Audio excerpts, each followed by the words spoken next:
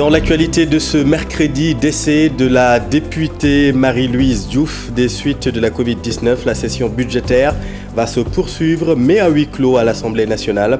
Le traçage de ces derniers contacts est entamé à l'hémicycle. Plus de détails dans ce journal. Affrontement entre étudiants et forces de l'ordre à l'UQAD. Les étudiants réclament le paiement des bourses et des frais d'accompagnement de recherche. Il y aurait plusieurs blessés légers du côté des étudiants. Lutte contre la corruption, le Sénégal dans le ventre mou du classement de l'indice de perception de la corruption de Transparency International. Quel bilan tirer des actes contre la corruption posés par le régime actuel? Reportage à suivre. Dans ce journal, nous irons à la découverte des CPA, ces centres de premier accueil. Sur décision judiciaire, des enfants en difficulté y sont hébergés. Des centres que l'on retrouve dans toutes les régions du Sénégal.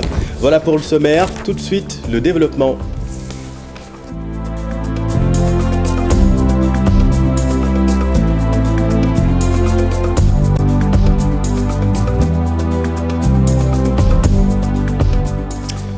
Mais d'abord, le Parlement endeuillé suite au décès de la députée Marie-Louise Diouf des suites de la Covid-19. Députée exemplaire selon les témoignages, membre de la coalition Benno Bokk Yakaar. Elle a milité à Grand Yoff. Le traçage de ces derniers cas contacts serait entamé d'ailleurs à l'Assemblée nationale. Une minute de silence a été observée à sa mémoire à l'hémicycle lors de l'examen du projet de vote du ministère de l'Urbanisme, du Logement et de l'Hygiène publique, projet de budget adopté par les députés sans débat. En raison du deuil, les députés ont repris la session budgétaire cet après-midi à huis clos pour l'exercice 2021 du ministère du Commerce et des petites et moyennes entreprises. Sur le front du coronavirus, 69 Covid+ sont rapportés aujourd'hui. Un décès a été enregistré mardi. 10 personnes sont admises en réanimation. L'école ne sera pas un super propagateur du coronavirus. Devant les parlementaires, le ministre de l'Éducation nationale se veut rassurant. Selon lui, l'école porte la sensibilisation contre le Covid en bandoulière. Voici Mamadou Talla. Je voudrais d'abord rassurer tout le monde, rassurer les parents. Quand on a repris le 25, quand on a voulu d'abord reprendre le 2, dès qu'il y a eu des cas, on a arrêté. L'école ne sera jamais le lieu de propagation de cette maladie. Du 25 juin jusqu'aux examens, en septembre, nous avons fait venir dans nos écoles 551 000 élèves et 60 000 enseignants. Et vous avez vu que les rares cas qui seraient posés, nous avons pu les régler sans problème. Au contraire, l'école est un vecteur pour conscientiser, pour expliquer, pour sensibiliser. L'élève qui est chez lui, qui est dans sa cour, dans son quartier, il sait que quand il est dans nos classes, des enseignants responsables surveillent, encadrent, de l'entrée de l'établissement jusqu'à la sortie. Alors pour rassurer les parents, c'est pour vous dire que jusqu'à présent, la méthode qui avait été utilisée pour qu'il n'y ait pas de propagation, c'est cette même méthode qu'on va utiliser pour qu'on puisse continuer nos enseignements et apprentissages dans d'excellentes conditions pour protéger nos enfants, pour protéger la famille, pour protéger tout le monde au niveau du Sénégal. Mamadou Talla à l'hémicycle. Et retenez d'ailleurs que plus de 540 milliards ont été alloués au ministère de l'Éducation nationale. Le projet de budget pour l'exercice 2021 a été adopté hier. Et suite à la tendance haussière des cas de contamination au nouveau coronavirus, dans une note circulaire, le ministère de l'Éducation nationale constatant le relâchement de plus en plus marqué du respect du nouveau protocole sanitaire dans les écoles scolaires, dans les établissements scolaires et d'ARA, demande aux inspecteurs d'académie de faire appliquer de manière stricte les gestes barrières dans les établissements scolaires et d'ARA.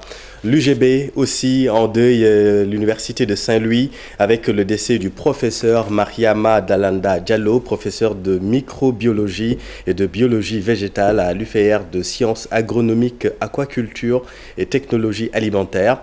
Madame Diallo est décrite comme une enseignante exemplaire.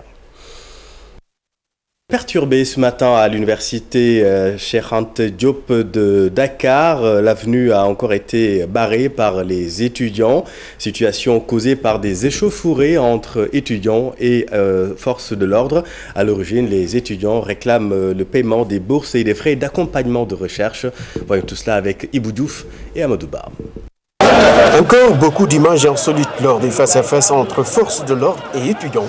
Par-ci, des jeunes universitaires libérés. Par là, des armes rendues aux forces de l'ordre.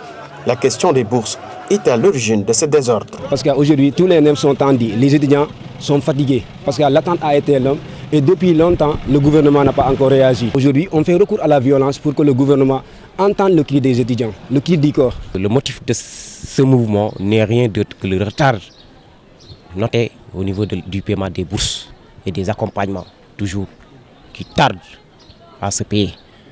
Les étudiants sont restés plus de 2 mois sans pour autant recevoir leur bourse. C'est une chose que nous fustigeons, nous tous, en tant que représentants de ces étudiants. Éternel problème, la gestion des bourses, un casse-tête pour les autorités et un motif de revendication pour les universitaires. 2 mois, les étudiants n'ont pas perçu leur bourse. Avec les effets du Covid, ils sont là au campus enfermés. Ils payent leurs cours, ils payent leur restauration, ils payent tout. Maintenant, il y avait des groupuscules d'étudiants qui se faisaient des soulèvements de par-ci, par-là. Mais maintenant, c'est le collectif des amicales qui a pris l'initiative de montrer sa colère devant toute l'opinion nationale comme internationale. Journée très tendue à l'UCAD, des embouteillages dans les alentours, une manière pour les étudiants de se faire entendre. Bon, ce que nous demandons à l'État, c'est simple. Voilà, c'est simple et ils le savent. Ce n'est rien d'autre que le paiement effectif de ces bourses.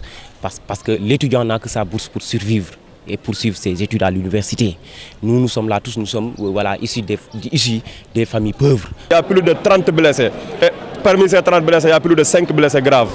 Donc, histoire de vous montrer que les autorités, les policiers ne cessent de tirer directement sur les étudiants. En attendant une gestion définitive, la question des bourses continue d'alimenter les débats. Ce principal motif de revendication des étudiants doit être réglé définitivement. Merci Ibou. La coalition des confédérations syndicales des travailleuses et travailleurs du Sénégal s'indigne contre les violences de liberté syndicale en période de pandémie. Rien que dans le secteur hôtelier, plus de 20 000 travailleurs seraient licenciés. Une marche de protestation n'est pas à écarter dans les prochains jours. Voyons tout cela avec Maïmouna Ndiaye et Thierno Laurent Mendy. Le secteur hôtelier, l'un des plus touchés par la Covid-19. Au Sénégal, plus de 20 000 employés sont dans la rue.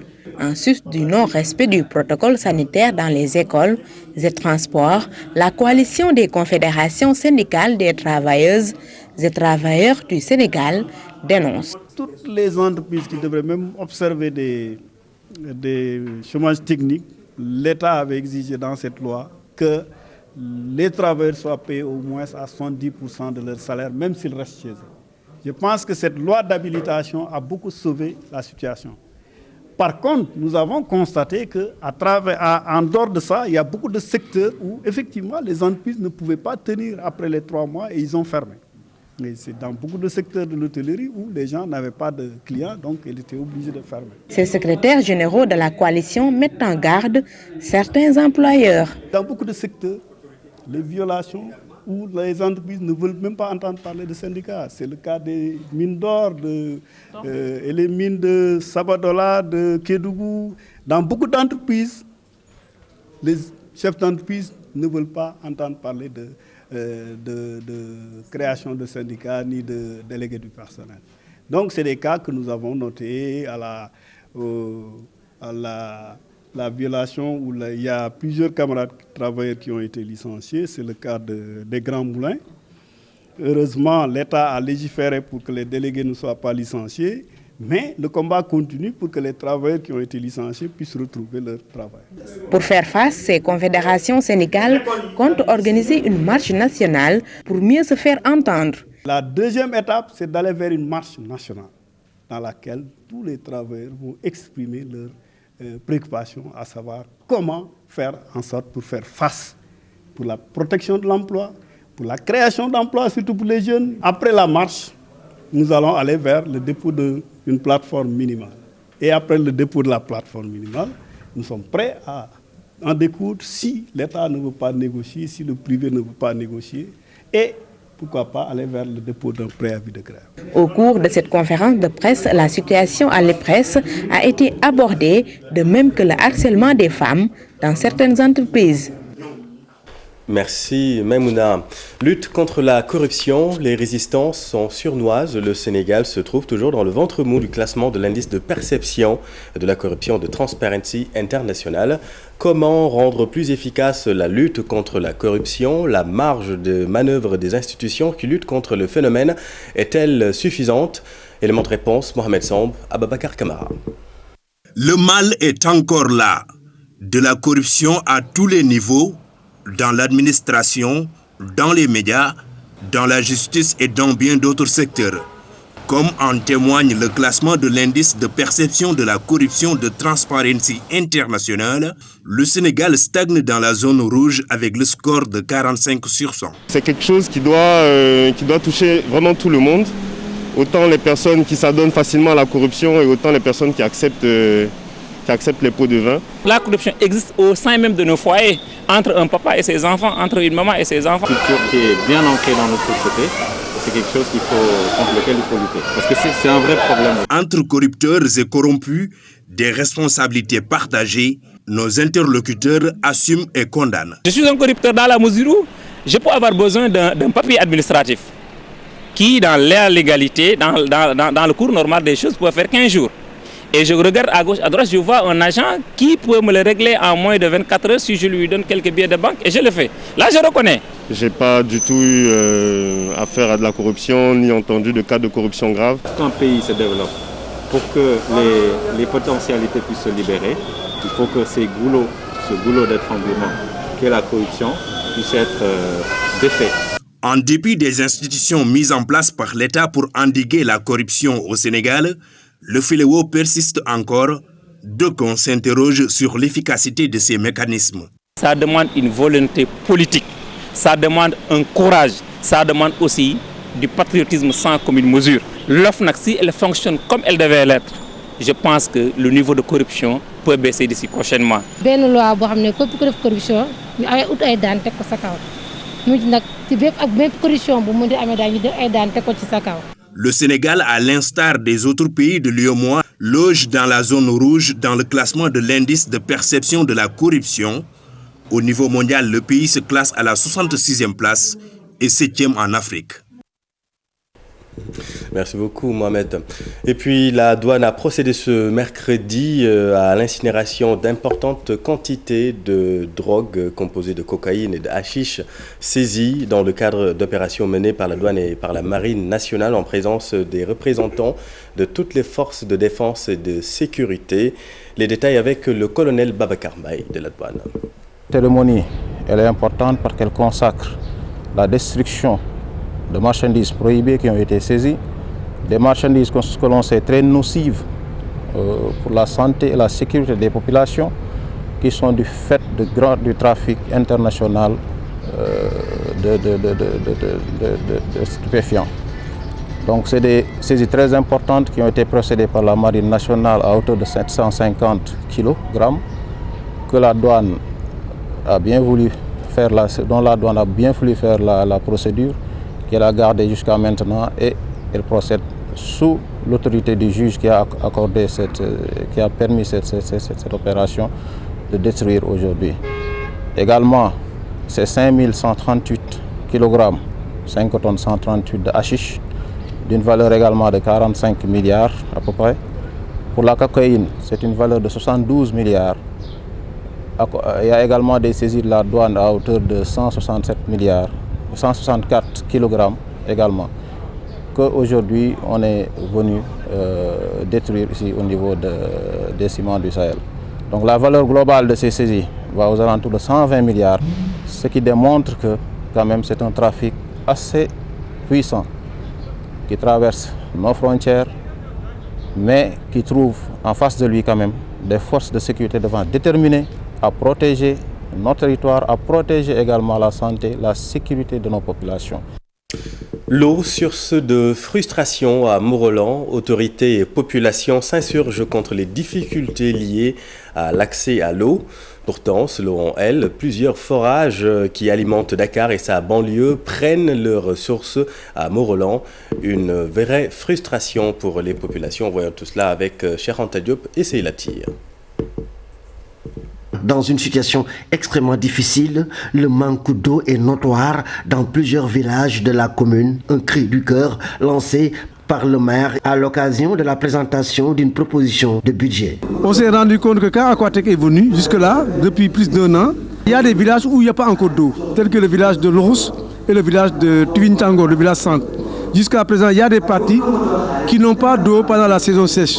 Selon le maire de Mont-Roland, les populations ont alerté les autorités étatiques depuis plusieurs années sur le problème d'eau à Mont-Roland. Et pourtant, selon lui, plusieurs forages qui alimentent Dakar sont implantés dans la localité. C'est à l'État quand même de nous aider pour que quand même qu'il y ait assez d'eau à Mont-Roland. Parce que nous ne pouvons pas comprendre quand même que le réseau Pout-Nord de la Seine-Eau ou de la Sonès, où il y a 13 forages, qu'on connaît des problèmes d'eau. Voilà, je pense que ce n'est pas normal qu'on prenne l'eau de Mont-Roland, en tout cas l'eau souterraine de Mont-Roland, qu'on l'amène à Dakar et que les gens qui vivent à Mont-Roland n'aient pas assez d'eau. Ça, je pense que c'est à l'État d'assurer le service ou bien de faire assurer le service à Aquatec. Les conseillers municipaux de Mont-Roland ont évoqué entre autres la prolifération de carrières de latérite à Mont-Roland et que plusieurs d'entre elles ne versent pas de taxes à la commune. Merci Cheikh Anta. Alors maintenant, dans le sud, les travailleurs de l'hôpital régional de Ziguinchor ont observé une cessation de travail assurant simplement le service minimum avant d'arborer des brassards rouges et d'organiser un sit-in dans l'enceinte de la structure sanitaire. Ils dénoncent le retard noté régulièrement, selon eux, dans le paiement des salaires. Leur porte-parole Maï Badiane avec notre équipe à Ziguinchor. Donc c'est l'intersyndicale qui a organisé ce sitting. Donc, qui a pour cause de retard dans le paiement des salaires. Parce que le mois dernier, donc, nous étions restés jusqu'au 12, comme ça 15, pour recevoir les salaires. Et ce mois aussi, on est en train de vivre la même chose. Donc, et il y a aussi retard dans le paiement de la motivation du mois dernier. Donc, ce qui fait que, actuellement, donc, la majorité du personnel au niveau de l'hôpital actuellement ne dispose pas de fonds pour pouvoir gérer peut-être leur famille. Donc l'argent, c'est le nerf de la guerre. Donc si vous voulez travailler, donc il faut au moins avoir la motivation. Cet argent fait partie de la motivation au travail. Nous demandons à l'administration de régler cette situation en payant les salaires et la motivation. Donc à l'hôpital actuellement, il y a défaut de spécialistes par exemple. Donc vous voyez qu'il y a peu de chirurgiens maintenant, on n'opère plus. Il n'y a pas de cardiologue. Donc il y a aussi des problèmes d'intrants au niveau de l'hôpital. Donc tout ce qui est réactif. C'est une affaire qui a fait beaucoup de bruit la semaine dernière, les centres de redressement du marabout Serigne Modou Kara. Et nous prenons prétexte de cette affaire pour vous parler des centres de premier accueil, les CPA. Ils dépendent du ministère de la Justice, implantés dans chaque région. C'est donc sur ordre du président du tribunal pour enfants que des mineurs en situation difficile y sont hébergés. À Saint-Louis, Ousseynou Diop, Habib Seck. Le centre de premier accueil de Saint-Louis est une structure de la direction de l'éducation surveillée et de la protection sociale. 18 personnes travaillent dans ce centre. Chaque mois, des dizaines de jeunes passent ici pour une meilleure prise en charge psychosociale. Dès notre arrivée sur place, nous respectons le protocole. Les enfants ne seront pas filmés. Ces mineurs, on les accueille, on les stabilise. On les observe pendant une certaine période. Et on fait un rapport d'orientation que l'on adresse à l'intention du président du tribunal pour enfants, pour lui permettre de prendre une certaine décision par rapport à cet enfant. Cette décision peut être un retour en famille ou un placement dans une autre institution. Une fois sur les lieux, l'enfant est pris en charge pour lui offrir des conditions éducatives et une meilleure protection. Parce que très souvent, la cible, c'est des enfants qui sont en situation de rue, qui sont en fugue, qui nous viennent comme ça, et qu'on est obligé de prendre en charge sur le plan psychosocial. Le plan psychosocial englobe tous ces volets relativement à l'habillement, la nourriture et les questions de santé aussi. À la fin du processus de prise en charge, l'enfant est évalué pour faire ressortir ses forces et faiblesses, une phase préparatoire à l'insertion, le tout sous l'œil vigilant d'un éducateur spécialisé. Évidemment, c'est des spécialistes qui doivent gérer ces centenaires qui ont été formés au CFJ pour une la dernière vague. Les autres ont été formés au niveau de l'École nationale des travailleurs sociaux spécialisés.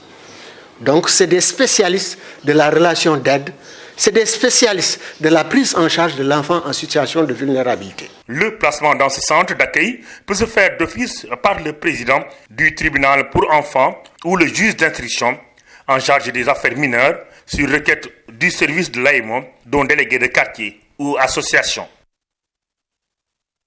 Merci Ousseynou. Et puis nous venons de l'apprendre, le député Mamadou Lamine Diallo annonce lui aussi avoir été testé positif à la Covid-19. Dans un message posté sur les réseaux sociaux, il lance un appel à la vigilance et au respect strict des mesures barrières. Il se porte bien, a-t-il déclaré. Une étude réalisée à Kédougou et à Louga révèle que beaucoup de jeunes filles abandonnent l'école à cause des difficultés liées à la santé et l'hygiène menstruelle. Elle a été rendue, cette étude publique, cet après-midi par le ministère de la Santé et ses partenaires. La responsable de la cellule genre alerte sur le danger de certaines serviettes hygiéniques recyclées. Nous l'écoutons avec Chérif Dia. Nous avons fait une étude à Kédougou, nous avons fait une étude à Louga et ces études ont montré qu'aujourd'hui, le paradoxe c'est que quand on dit maintien des filles à l'école et que les filles abandonnent l'école à cause d'une mauvaise gestion de l'hygiène menstruelle, ça pose problème. Parce qu'aujourd'hui, quand la fille, pourquoi elle ne reste pas dans la classe? Parce qu'elle a des règles douloureuses, elle tachette. Ça veut dire que sa jupe tache, ça veut dire que la serviette elle est mal mise ou bien elle ne l'utilise pas souvent, elle ne se change pas souvent parce qu'elle n'a pas souvent les moyens pour se l'acheter. Et les garçons sont là, à l'école, il y a les toilettes qui ne sont pas appropriées, les toilettes séparées, des toilettes où elle trouve ce dont elle a besoin. Parce que ce qu'il faut, c'est des serviettes en coton. Mais aujourd'hui, on se rend compte que les femmes, elles utilisent des serviettes à moindre prix. Mais attention, à moindre prix ne veut pas dire serviette en coton, serviette en bon état, etc. Parce que ce qui se passe, c'est que les jeunes garçons qui font, les boudjouman, prennent les serviettes, ils vont les vendre sur le marché et on les recycle. On les remet dans des sachets et on les vend dans les marchés qu'on appelle les marchés Louma à 200 francs, à 150 ou à 300 francs. Et les filles l'utilisent. Et malheureusement, ça leur amène d'autres problèmes, des irritations, des infections et jusqu'à l'infection la plus redoutable qui est le syndrome du choc toxique qui peut aller même jusqu'à l'infertilité. Les routes se dégradent à Kaolack. Des camions empruntent les routes pavées à l'intérieur de la commune à cause des travaux en centre-ville. Malheureusement, c'est le seul itinéraire pour traverser Kaolack. Problème, ces gros porteurs commencent à se détériorer sérieusement les routes. Nous écoutons le porte-parole des transporteurs avec notre équipe à Kaolack. Donc la situation, vous venez de le constater, pour traverser Kaolack allant vers la Gambie ou à Tambacounda, c'est trop difficile de le faire. Parce qu'il y a le projet de l'ONAS qui est en train de faire ses travaux devant l'hôpital de Kaolack. Donc les camions venant de Dakar sont obligés de faire le tour par le marché ou vers la morgue. Et c'est palpable que vers la mosquée de Léona Niassène, le goudron est en train, c'est-à-dire le pavage est en train de se dégrader parce que ce n'était pas prévu pour des camions. Donc aujourd'hui, il est temps que vraiment cette voie de contournement qu'on avait toujours demandé au chef de l'État et à toutes les autorités doit voir le jour aujourd'hui. Parce que si aujourd'hui il y avait cette voie de contournement réalisée, les véhicules allaient passer de Kabatoki pour accéder à Kaon. Donc ils n'auraient pas besoin de passer par Kaolack pour se rendre à Tamba ou aller en Gambie. Donc c'est tout ce que nous demandons au chef de l'État et à son gouvernement, à ce que vraiment cette voie de contournement qu'il nous avait promis voit le jour aujourd'hui. Et puis en politique, le maire de Guédiawaye Aliou Sall annonce l'arrivée d'El Hadj Malick Gakou, leader du grand parti dans la mouvance présidentielle. Aliou Sall qui inaugurait l'école Gounas en a profité pour apprécier l'arrivée récente de responsables politiques de l'opposition pour accompagner le chef de l'État, le maire de Guédiawaye avec Salif Sow et Asmalik Diop. M. Malick Gakou, notre grand frère, il est chef de parti, donc certainement s'il mène des discussions, ce sera avec le chef de l'État.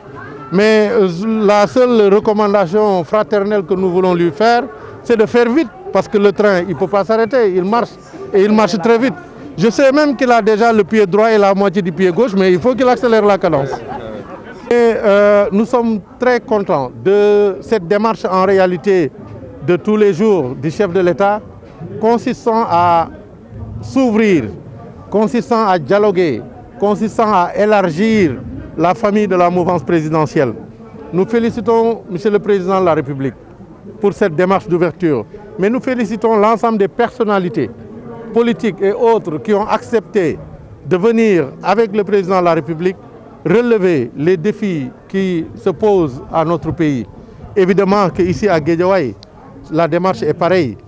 Nous avons toujours ouvert nos portes. Nous avons d'ailleurs toujours tout ouvert pour que tout le monde puisse venir. Donc, les hommes politiques, les femmes politiques, les responsables sociaux, les citoyens de Guédiawaye, de tous bords, de quelque bord qu'ils soient, sont les bienvenus dans cette démarche présidentielle que nous essayons de mettre en œuvre à l'échelon local. Et en sport, le Paris Saint-Germain a battu Başakşehir 5 buts à 1, triplé de Neymar, doublé de Mbappé. Dembaba, qui s'est illustré hier, n'a pas participé à cette partie aujourd'hui.